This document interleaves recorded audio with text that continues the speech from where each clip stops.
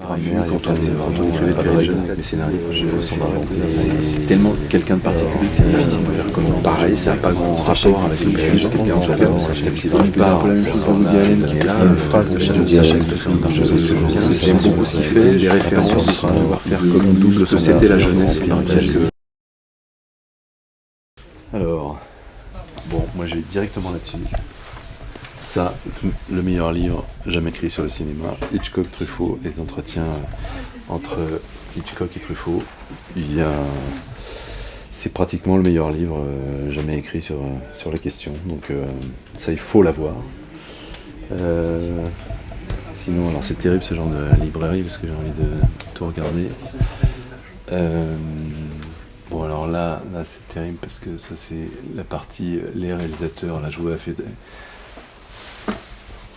Fellini. Moi je suis un grand fan de Fellini, donc n'importe quoi sur Fellini je pourrais le lire et ça pourrait m'intéresser. Est-ce que c'est quelqu'un avec qui vous avez beaucoup emprunté dans vos films ? Pas tellement en fait, non, j'en parle un peu dans la cinéthèque de la fin des Nuits de Cabiria, ou la fin des Nuits de Cabiria, je l'ai au moins refait 3-4 fois, parce que c'est une fin que j'adore, le moment où Giulietta Massina regarde la caméra, il y a quelque chose de très fort qui se passe dans ça, et je sais que dans Chacun cherche son chat, ou dans Ni pour ni contre, bien au contraire, il y a une fin qui est en référence à ça. Même chose avec la fin de Ivite Loni, que là dans mon dernier film c'est quelque chose que j'ai utilisé, le fait qu'il y a un personnage qui part de chez lui et puis on est dans le train et puis on voit le paysage défiler, puis ensuite on voit comment il quitte les personnages qu'il a connus, donc ça aussi je suis passé derrière, disons. Mais sinon le style de Fellini c'est vraiment un des réalisateurs que je préfère, mais je filme pas pareil quoi, c'est-à-dire que c'est vraiment c'est tellement quelqu'un de particulier que c'est difficile de faire comme lui, quoi. Donc c'est juste quelqu'un que j'adore, et je peux dire un peu la même chose de Woody Allen, qui est quelqu'un d'important pour moi, où j'aime beaucoup ce qu'il fait, je suis pas sûr de pouvoir faire comme lui, quoi. Donc c'est vrai que les références qu'on a au cinéma, les gens qu'on aime, c'est pas forcément les gens qu'on a envie d'imiter, en fait. On a envie de justement les respecter simplement, quoi. Alors ça, bon, d'une part, Jacques Doyon, c'est mon beau-père, je vis avec sa fille, mais c'est quelqu'un de très important pour moi. Les doigts dans la tête, justement, c'était un film qu'on avait vu quand on écrivait le Péril Jeune avec mes scénaristes. Et pareil, ça n'a pas grand rapport avec le Péril Jeune, mais en tout cas, d'une part, ça se passe dans ces années-là, le Péril Jeune c'est censé se passer en 1975, donc c'était une des références de ce que c'était la jeunesse en 1975. Et du coup, ça nous a servi pour ça, parce que il y a quelque chose de l'époque qui était vraiment bien retranscrit, qu'on n'arrivait pas à trouver dans d'autres documents ou dans d'autres films. Donc ça nous a servi en tout cas pour écrire le Péril Jeune.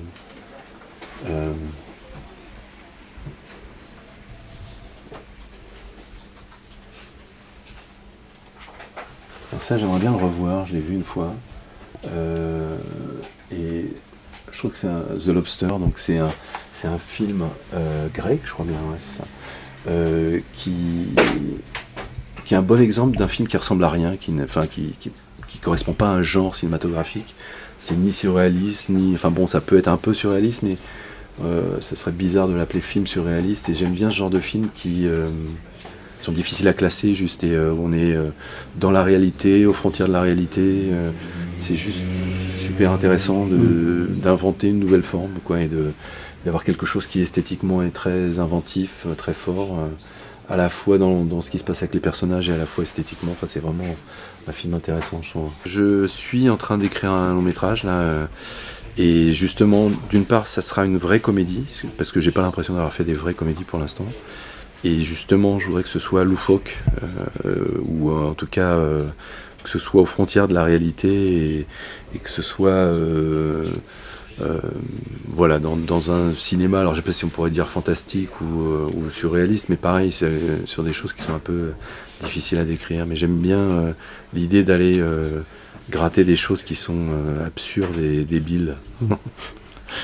Ça, c'est des documentaires ici.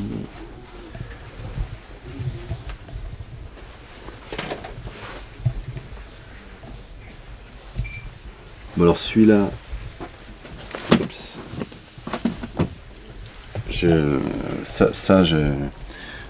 J'adore ce qu'il a fait, Bertrand Tavernier. Je trouve que c'est un peu comme le travail qu'avait fait Scorsese sur le cinéma américain ou sur le cinéma italien. Le fait de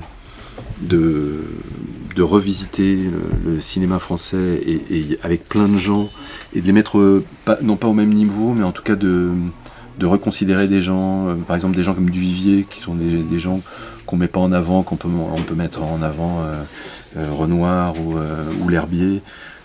Et là je sais que, enfin voilà, la façon dont Tavernier parle du passé en général, mais là en particulier du cinéma français, je trouve que c'est super. Donc ça, je savais pas que c'était sorti en DVD, ça j'aimerais bien l'avoir. Et j'aime beaucoup les documentaires en général, donc c'est à la fois quelque chose qui m'intéresse moi pour en faire, et puis j'aime bien en regarder. Donc j'aime bien aussi, moi, mélanger le documentaire et la fiction. C'est-à-dire que quand je fais des documentaires, j'aime bien que ça raconte une histoire et c'est très proche de la fiction. J'ai fait un documentaire sur Aurélie Dupont, une danseuse de l'Opéra de Paris, et sur Renaud Lavillenie, champion de saut à la perche. Et quand je fais de la fiction, j'aime bien mélanger ça avec du documentaire. Donc là, Ceux qui nous lient, le film qui va sortir en juin, là, il mélange des techniques de documentaire et de fiction. Donc ça se passe dans le monde du vin, et par exemple les vendanges, c'est pratiquement intégralement du documentaire. Donc, ou en tout cas, ça mélange des images documentaires avec une fiction. Donc j'aime bien là aussi être à la frontière des deux choses, quoi. Alors ça, c'est un film important pour moi. Le bal d'Ettore Scola, en plus, ouais, je l'avais pas vu en DVD. Bon, moi j'ai toujours été un fan du cinéma italien à l'époque où il y avait beaucoup de cinéastes italiens. Ettore Scola, c'est vraiment quelqu'un d'important pour moi. Et Le bal, c'est un film très particulier parce qu'il n'y a pas de dialogue. Et c'est un film non pas muet, parce qu'il y a pas mal d'interactions sonores, on va dire, en rapport avec la musique.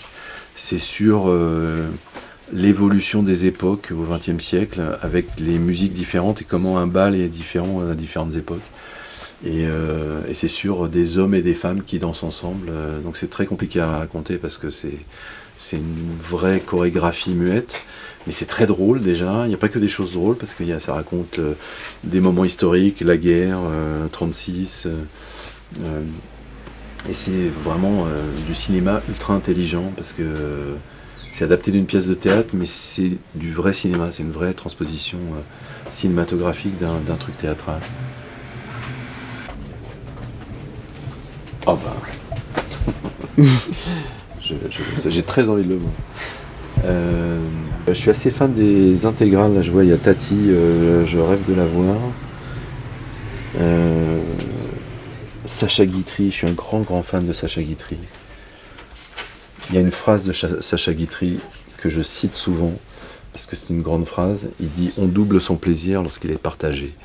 J'adore cette phrase, et pour moi ça décrit presque ce que je cherche dans le cinéma. C'est doubler mon plaisir parce que je le partage. Voilà, il y a plein de gens intéressants. Jean-Luc Godard, par exemple. Je ne connaissais pas cette espèce de coffret... Bande à part, une femme mariée, week-end, tout va bien, sauf qu'il peut la vie, je vous salue Marie. Soigne ta droite, Forever Mozart. JLG, conversation avec JLG. Bon, alors ça, c'est pas les films que j'adore de Godard. Il a vraiment des périodes, Godard, et je trouve que c'est quelqu'un de fondamental et d'important dans le cinéma français et mondial, parce qu'il a participé à révolutionner le cinéma mondial. Mais j'aime pas tout. Et je trouve que contrairement à d'autres réalisateurs, il vieillit pas bien. Et je trouve qu'il faut le dire, parce qu'il y a beaucoup de gens qui ont trop de respect, je dirais. Et je pense que autant je considère que c'est quelqu'un de primordial et d'important, autant je n'aime pas les gens qui vouent un culte à Jean-Luc Godard. Donc voilà. Marcel Carné, c'est quelqu'un d'intéressant. J'aime beaucoup Quai des Brumes, par exemple, de Marcel Carné. euh, parce que j'aime bien la notion de réalisme poétique. Moi, souvent, parce que je sais pas trop quel cinéma je fais, c'est plutôt du cinéma réaliste, mais je sais que je cherche à poétiser la réalité, à utiliser, disons, un langage réaliste pour aller chercher quelque chose de poétique dans la réalité, qui n'est pas la même chose que le réalisme poétique. Mais par contre, je vois à quel point ça cherche un peu au même endroit de pas respecter la réalité. C'est sans doute ce que j'aime chez Fellini, par exemple, c'est que il est issu d'une culture néo-réaliste où il part de personnages réalistes, de situations réalistes, et finalement il caricature les choses, où il les rend dessinées grossièrement, et le côté caricatural, c'est ça que j'aime bien, c'est que finalement on va à l'essentiel en changeant un peu la réalité. Donc j'aime bien être comme ça, encore une fois à la frontière de la réalité et de quelque chose qui est plus dessiné ou plus composé, quoi. Et souvent d'ailleurs on me critique en me disant que c'est caricatural mes films, et c'est justement quelque chose que je cherche, donc ça m'a toujours fait rire que ce soit une critique. Alors ça, c'est un film très important pour moi, Les Valseuses de Bertrand Blier. J'aime beaucoup le cinéma de Bertrand Blier d'une façon générale, mais ce film-là il est marquant aussi parce que c'est le film qui définit le génie de Depardieu et de Vers et Miu Miu, et voilà, c'est une nouvelle génération d'acteurs qui arrive à ce moment-là. Je crois que c'est un film de 74, et j'adore ces acteurs-là, j'adore ce qu'ils font dans ce film, et j'aime bien les films d'acteurs, donc ça c'est une des raisons pour lesquelles j'aime ça. Bon, après il y a tout. Voyage au bout de l'enfer avec De Niro, extraordinaire. Taxi Driver, Woody Allen, tout ce que vous avez toujours voulu savoir sur le sexe. Apocalypse Now, là on peut remplir un caddie.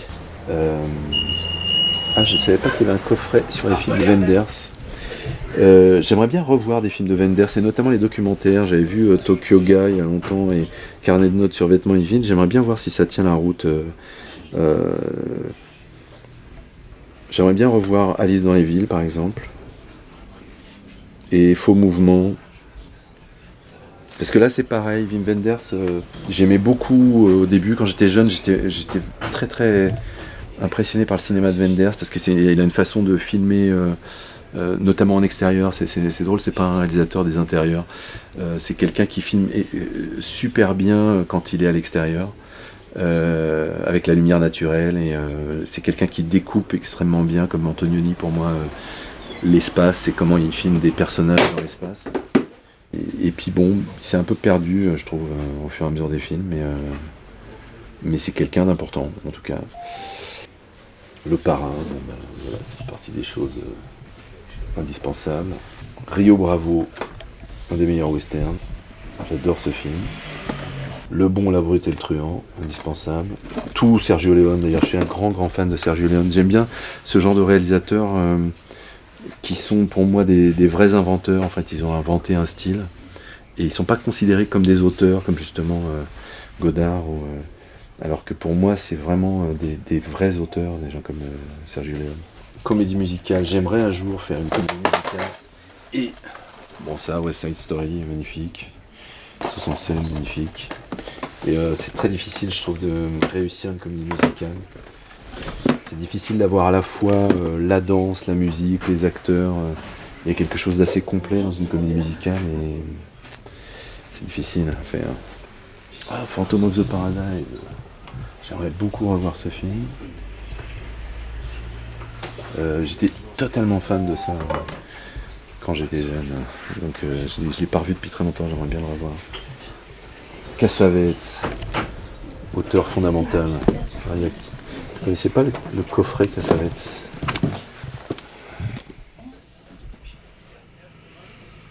Ah oui, donc super, parce que pendant longtemps les DVD de Cassavetes n'étaient pas trouvables. Alors je crois que malheureusement Husbands est justement pas en DVD, mais il y a au moins Faces, Opening Night, meurtre d'un bookmaker chinois, Une femme sous influence et Shadows. Là c'est pareil, Cassavetes c'est quelqu'un de fondamental, on va dire. Orson Welles. J'aimerais bien les revoir, c'est drôle parce que j'aimais beaucoup avant, et puis il y a une période où j'aimais moins des films comme Citizen Kane. Je m'étais dit voilà, c'est important mais c'est un peu froid. Et en fait j'ai revu dans le cadre de la Cinétech en fait Citizen Kane, et je me dis quand même c'est quand même magnifique quoi. C'est quand même une espèce